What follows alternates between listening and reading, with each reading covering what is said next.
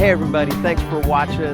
We have a treat for you today. We are here with Kevin and Sarah and Caroline of LifeStyle Overland. And Kevin, we've known you for a really long time. He is Overland Bound member 102, and he's been with us since the beginning. He sort of helped shape the very early stages of the forums and what those are like and everything. So we've had a great time hanging out with Kevin over the years. And today we finally get a chance to go through your Forerunner, and also we're going to take an extended look at his adventure trailer, which I might be a little bit jealous of. It's pretty cool. So what have you been up to? And tell us a little bit about LifeStyle Overland, and then we'll talk about your rig. All right. Well, so LifeStyle Overland, we've just kind of busted onto the scene accidentally by making some videos for our daughter to see all the adventures that we went on while she was a kid, and started putting them out on YouTube, and it just took off and people loved it. And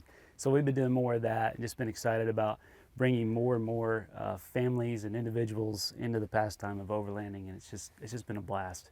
Where we've been lately is we bought a Turtleback trailer 2.5 years ago and have been in love with it ever since, and been in conversation with Dave, the owner, and the opportunity came up to actually go and work for them. And so 7 months ago, I went to work as the operations manager at Turtleback Trailers. And so part of my responsibilities is to take out some of the new models and test them. It's a really tough job. It's terrible Somebody's working out here. Somebody's got to do it. Right. So that's what we're doing today, is we're out here testing and playing and making sure all of our new design tweaks and things like that are up to speed. So yeah, it was fantastic. Yesterday we found ourselves in a situation where we got to a sandy hill going down. I swear that thing was a 45-degree angle. Yeah, every bit of it. Maybe it wasn't quite 45 degrees, but it was steep. And I said, Kevin, hey, do you want to go find another route? And he's like, no, that's what the trailer's for. Let's go. And it handled that situation just great. It was fun to watch. Yeah. So starting right out here in front. All right, so up front we have the Southern style off-road slimline bumper. I've been in love with this thing since we installed it because it still retains the looks, which we love on the front end of the Forerunner here. And this Forerunner is what year? This is the 2014 Trail Edition. Great. So yeah, one of the first things that we did was install this bumper. Gave us the option of some additional lighting, which is great on the trail, and the ability to mount a Smittybilt XO2 10,000-pound winch under there with the synthetic line. Yeah. Hey, is there anything we should see under the hood? Absolutely. All right, let's take a look. Well, now do you polish this every weekend, or? So you guys are in for a real treat. This thing gets washed about once a year. We actually had a show for one of our Turtleback trailers, and Dave hired a detailer to come in and do the rigs and the trailers and the whole 9 yards. This is the cleanest this has been since it rolled off of the showroom floor. So yeah, it's great. It's pretty impressive. But, it has never looked this good. So anyhow, up front here we have our National Luna dual battery system with the smart solenoid. We're running Odyssey batteries for both banks. We also have relocated the air injection pump a little bit higher with a Shockworks relocation kit. And then over here on the other side, we've got auxiliary fuses for CBs, lights, any of the onboard electronics that we've added. And then right beside that would be our diff breather block for keeping everything happy. Why did you relocate that? So for two reasons. So when you go to a dual battery setup on the Forerunner, you have a couple of obstacles to take care of. This originally sat here where this battery is located, and this reservoir was actually part of that assembly. So what we did is we took the Shockworks bracket and relocated this to the right, set the new battery in place. And it's really important to put this battery here. There's some kits out there that want to put it up in this location, but the problem is the body of the vehicle was not built to handle that kind of weight. So once you get it out on the trail, it might take a couple of years, but you're going to start shaking things loose.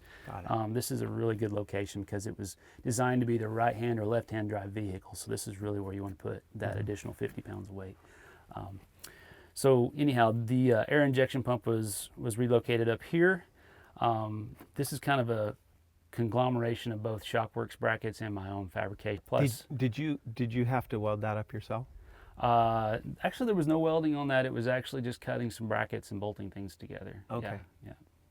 So, I always tell the story about you stacking dimes with a three battery welding setup at Expo West. I can't. I'm like, all right. That was pure luck. That was pure luck. But I felt awesome. I threw my gloves down. I threw my gloves down and walked away. And I said, I'm calling Kevin whenever there's any welding to do. All right. All right. So in the cockpit here, we have a collection of RAM mounts holding all of our electronics and navigations, communications, and things like that. So up top we have a short arm RAM mount for the phones. We have a dual arm RAM mount that's holding our Samsung S2 tablet and the Yaesu FDM 400 ham radio. Inside the glove box we actually have the CB. It's a Uniden Bearcat that we pull out from time to time whenever someone's running a CB on the trail. And then we also run with the P3 brake controller as well, just to keep the Turtleback in check when we need to. Great. For navigation, what do you use in terms of software? Navigation, we use primarily Gaia, GPS app, and then we use that in conjunction with Google Earth, Google Maps. There's a couple other cool ones out there like All Trails. We've been using that to get ideas for different trips and stuff in the Phoenix area. And then as far as NVUMs, there's also another one called Off-Road Atlas that's been really helpful as well, where you can just overlay all of your motor vehicle usage maps. So we like to spread things around and have different options to pull up the information whenever we're off grid. Overland Bound, the members can now add their locations on the member map, so that will be growing over the next few months. We're not trying to be a nav app. That's not what we're trying to do. We just want people to have locations and ideas. Awesome. We have the controller for the National Luna dual battery system, so I can manually tie the batteries together. Gives me indication on voltages for each of the batteries. We've added several live or hot USB ports, so all the electronics are charging constantly. I don't have to worry about the vehicle being on, which is really nice because you can leave your tablets in there overnight, and when you get up the next morning, they're just ready to rock and roll. Anything in the passenger area? We have this 5-point harness seat in here for Caroline. We have the activity bag, which is actually part of our essential package. We have colored pencils, crayons, all those types of things. And you have the in case of emergency break glass. Yeah, you pull the handle here and it fixes a lot of issues just by doing that. Okay, so up on the roof rack we have the Gobi rack. That was one of our first mods, the first few camping trips that we went on. This was way before we had the trailer. You could hardly see Caroline because there were so many packages and sleeping bags and pillows and stuff stuffed in the back of the 4Runner. So it didn't take us long to upgrade to the roof rack. On the roof rack we have the high lift jack. We have some nightlight LED floods for camp setup. They're excellent for lighting up the area. Up top here we have our dual band ham antenna. And then we have our CB antenna as well. Both of those are Larson. Excellent antennas. So this is the rear bumper by Southern Style Off-Road. The reason I went with this bumper is primarily because there's no cutting of the factory bumper involved. You simply pull off the original bumper itself, and this guy bolts right into its place. The styling on this guy is just phenomenal. The workmanship that they've put into this is really incredible. So yeah, this is probably one of my favorite mods that we've done so far. It's got the Rotopax mounts here, and then we also have a ladder, so if we want to climb up on the roof rack. Back here in the back we have a mount for the high lift jack. That's another mod that's coming up. I just haven't had the opportunity to relocate it, so that'll get some more weight off of the top of the vehicle. Help reduce our center of gravity to some degree. All right, in the back, we have a bunch of junk. No, we have our ARB fridge, a fire extinguisher, first aid kits. We actually have a defibrillator which is far and above anything that we ever needed, but we had the opportunity to pick one up for basically nothing, so we jumped all over that. We have big plans for the back, so we are in the process of designing a composite storage system that's going to go back here. It's going to have two 6-inch drawers at the bottom here. It'll have a fridge slide. We're also looking at having modular boxes that'll actually be able to click in and click out depending on our loadout. Okay, so these are the Bud-built standard sliders. We went with the rear plate just because we didn't want little ones having their legs fall through when they're climbing in and out. About a month and a half ago, we had a leak in our front differential, and being the guy that I am, I thought, well, while we're in there, we might as well do a few other things. And so we took that opportunity to re-gear to 488 gearing, which has been exceptional. It's a lot snappier around town. You know, we're carrying probably another 800 extra pounds over what this was from the factory. So it's a pleasure to drive around town. Put the trailer behind it, and it's just a beast, both on the road and off the road. And then while we were at it, you know, we were already in there, so we put a front locker in as well. So we're running the ARB front locker up front, soon to be tied into our onboard air system, which hasn't taken place yet. You know, we all have that list of things that we want to get done. Okay, so suspension, we're running the Icon Stage 2.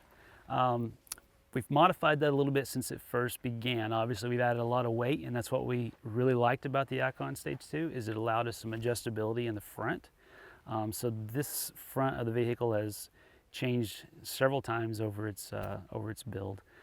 In the rear, we've gone with Old Man Emu 2899. They're super heavy duty springs for the 4Runner. And then recently we upgraded from the Icon 2.0 shocks to the Icon 2.5 with the remote reservoir and including the adjuster, which has really made the ride plush based on what we've got loaded out, whether we're towing. It's been one of my favorite upgrades recently. It's incredible how much difference it makes. So wheels and tires, we're running the Stealth Custom Series Stealth 6 wheels with the BFG KO2 285/70 R17s. And these are in Load Range E, exceptional tires. This is our third set of the KO series, and we've never had a flat. We carry 8 wheels and tires, all matching between the vehicle and the trailer. We've done that for 3 years now, and we've never had a flat. So we're carrying around a lot of extra weight. But we are so excited with the performance that we've seen out of the KO2s. All right. Of course, I want to dive right in and start talking about the actual hardware, but why don't you give us a little preamble? Tell us about, you know, Turtleback and the company, and, you know, why you're working for them and that whole thing. Gotcha. So Turtleback Trailers was founded a little over 4 years ago by Dave Munsterman. Since then, he has been growing by leaps and bounds. We have over 170 trailers on the road now. Wow. Which is just incredible. Along with that, we've developed our own sub-community of Turtleback trailer owners, and we go on trips and expeditions together. The trailer itself has remained mostly the same since its inception. It's just been improved upon and improved upon. That's reassuring. Absolutely. I mean, that's the way you got to do these things, right? Exactly, Yeah. exactly. Tell us about the platform. I'm going to be pulling this behind my rig. Mm-hmm. How's it going to perform? How is this thing designed? Okay, so what we have for the main frame is a 2x3 fully tubed chassis and 1.25 wall steel. We weld all of our components in-house. We cut all of our components on the CNC machine in-house for this particular chassis. From there, it goes to galvanizing and is hot dip galvanized, so you don't have to worry about rust for many, many, many years to come. And then we also have a bed lining sprayed on that just to give it the aesthetic appeal, as opposed to have, you know, the raw galvanizing showing on the outside. It also helps reduce rock chips and things like that once you're going down the trail. Underneath, we run a 3,500 pound rubber torsion axle with a trailing arm spindle for setting up wheels and tires based on your rig. So we can run up to a 37-inch tire on this trailer. For 2018, we've gone to a new decking system. So all the decking that is on the trailer itself is aluminum. We've gone with this really slick 5-bar aluminum tread plate out here on the outside just to help with the slippage. The fenders are now modular from what they were in the past. So if you were to crush one into a rock, you can actually replace it. All of that being aluminum components has saved us about 35 to 40 pounds on the original trailer design. And the whole system weighs in at 1,850 pounds dry.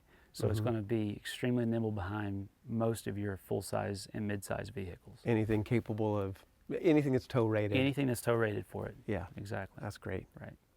What do we got up front here? So up front in the nose box, we have dual Group 31 batteries, which is also an upgrade over last year's model. We used to run Group 24s, but now we have 210 amp hours of power. So if you're not if you're not running a microwave or a griddle, just with everyday use around the camp, how long is the power lasting without a recharge? What are you finding? So onboard systems, just on the trailer itself, you could probably run a couple of weeks on the power that these batteries are going to put out. And for those of you that want to run longer than that, we also have solar charge controller made by Zamp. And with a 100-watt solar panel like this right here, you can flop that thing out and just stay indefinitely. As long as you've got water, you're going to be just fine. We have our pass-through storage. So you're going to be able to access all of your gear from either side of the trailer. There's no need to empty everything out just to get to what's in the back. Makes it super convenient. We have an option of 12-volt sockets and USB ports inside this area as well. So for those that want to put their fridge inside the compartment, they can do that. We have slide options that make it really convenient. We really encourage people to put them in their vehicles in case you're base camping, but there are those times where you'd like to have it in the trailer, and we can accommodate that. Yeah. This is our shower that comes out the front. So with your portable privacy tent, you can just pop this guy up next to the trailer. Stay fresh and clean on the trail. Cool. With our little wand here. And this has a 10-foot stainless hose, so. Oh, that's nice. Yeah, makes it really, really convenient. What's cool is that I can go 10 days without stinking or anything, so I don't even need that. But, you know, for some people, they need to take that shower. Well, we've been here, what, 3 days? We might have to put that to the test. You got something to tell me? Have to put that to the test, yeah. These are all TIG welded aluminum, and then they are custom powder coated to whatever color that you like. That's great. So here at the main control center, we have our battery disconnect. So this is going to bring everything online.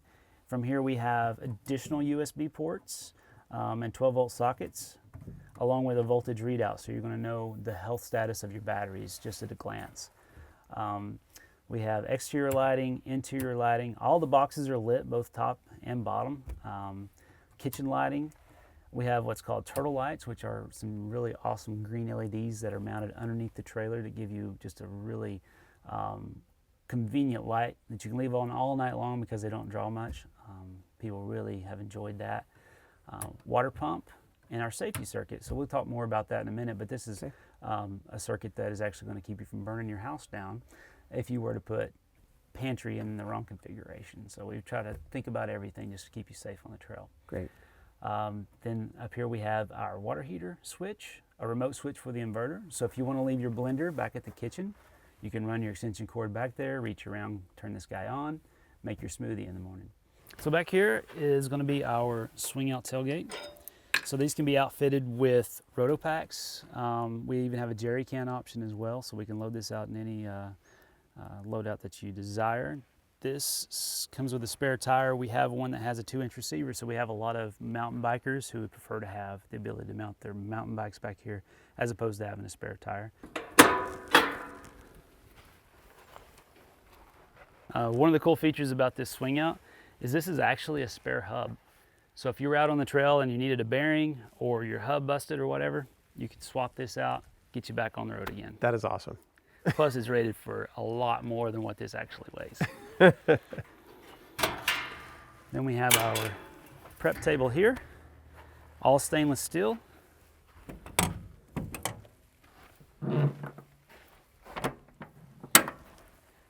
Another prep table on this side. Man, I just got to say, surface area is key. Oh, wow. When you're prepping. Oh, I wow. mean, yeah, you want as much as you can get. Yeah. Yeah. We used to carry a table with us all the time, but now with all Yep. this space, we really don't even need it. That's so great. it's been an incredible upgrade. So then here we have our spice rack, whatever you want to put up here. We carry all of our dry goods and stuff mixed in. And this is a new addition for 2018. This is our pot and pan drawer. So you can actually get a 9.5-inch pot into this storage area right here. That is cool.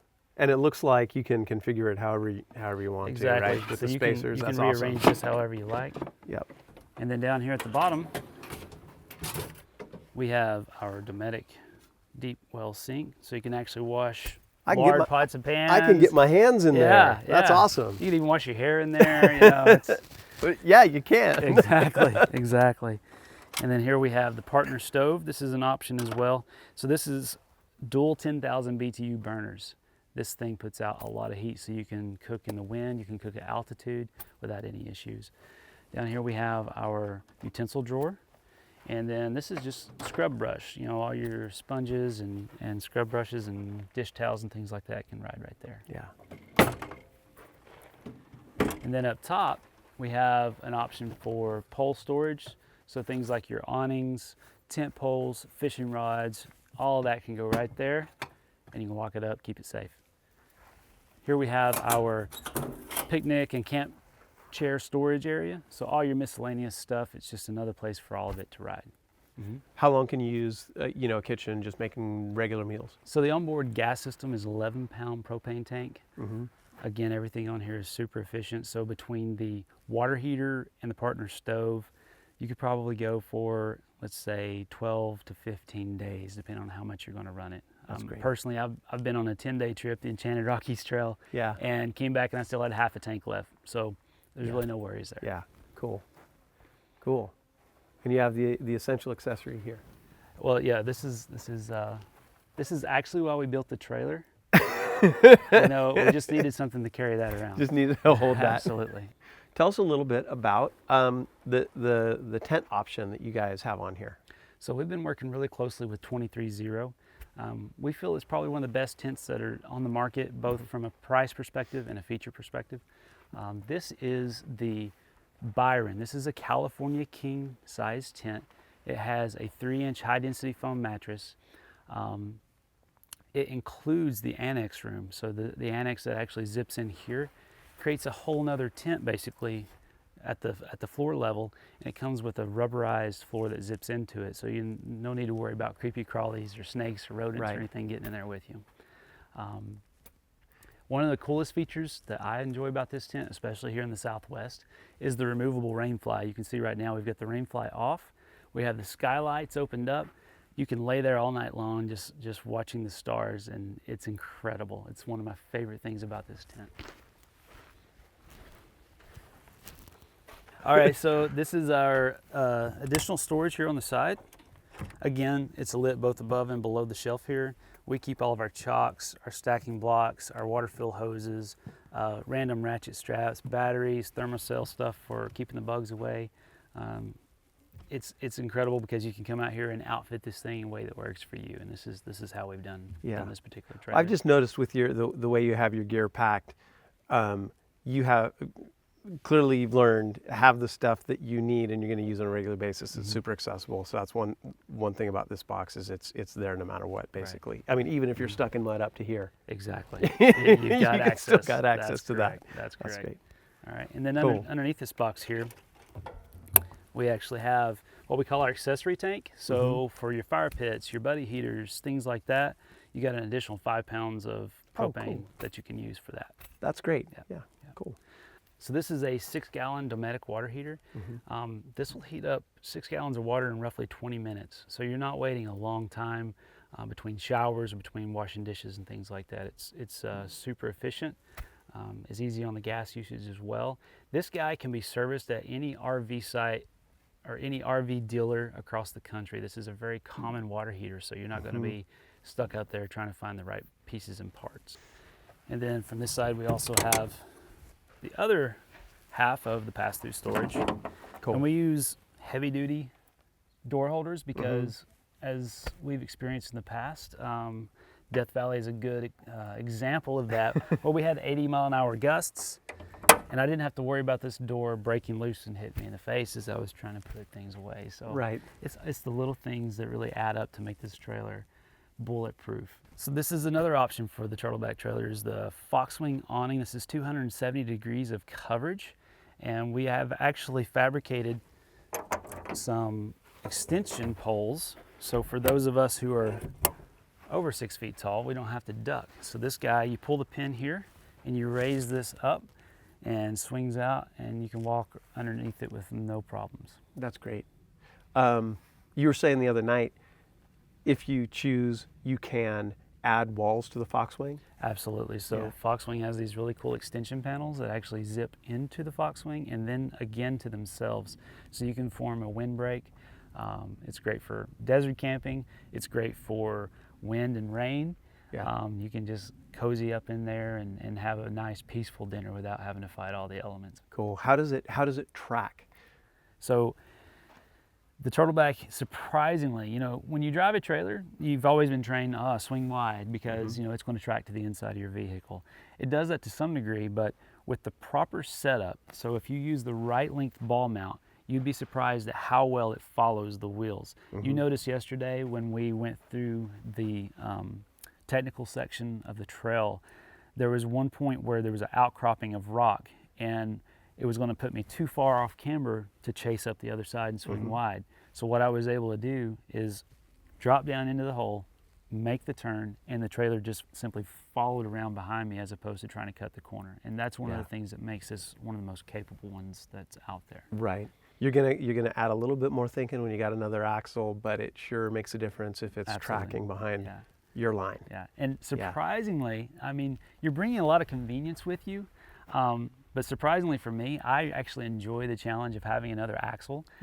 It's just, it puts you back in the mindset of like the settlers when they were bringing their Conestoga wagons across the prairie or whatever, going through a ford. This is kind of the same principles, like, okay, how much convenience can I carry me to the most remote location possible? And some of the places we get to, people's jaws drop. They're in their buggies or whatever, and they're going, "You brought a trailer up here?" I'm like, sure. Why not? I'm gonna take a shower now. I'll be with you. I'll let be me with get you in a minute. decent. Yeah, let me get get decent. Right, I'll be right out here. All right. All right, Kevin, it's been awesome hanging out with you and the family and LifeStyle Overland. One of the reasons, of course, we're kindred spirits is because we are very enthusiastic about getting people started in the lifestyle. We say it doesn't matter what you drive, it does matter how and where you drive it, and there are just some basic things that people should be aware of, and I know you help as many people as you possibly can. Absolutely. Yeah, your videos are great. Thanks. You know, they give a cross section of experience as well, and encourage other people to get out there. Why don't you tell people, like, where can people find you? How do they get a hold of you? What should they watch? What should they check out? All that kind of stuff. Okay, so you're going to find us on YouTube under LifeStyle Overland. Start with our Enchanted Rockies Trail. That was really the beginning. Apologize for the video quality because I actually started making it for my daughter. And since then it's turned into something much bigger, much more awesome, and so we're really enjoying that. You can find us on Instagram at LifeStyle Overland. You can find us on Twitter at Overland Style. You can find us on Facebook under LifeStyle Overland. So yeah, we're out there. All the channels. All the right. channels. All right, man. Thanks a lot. Thank Appreciate you. it. Yeah. Absolutely. Take care.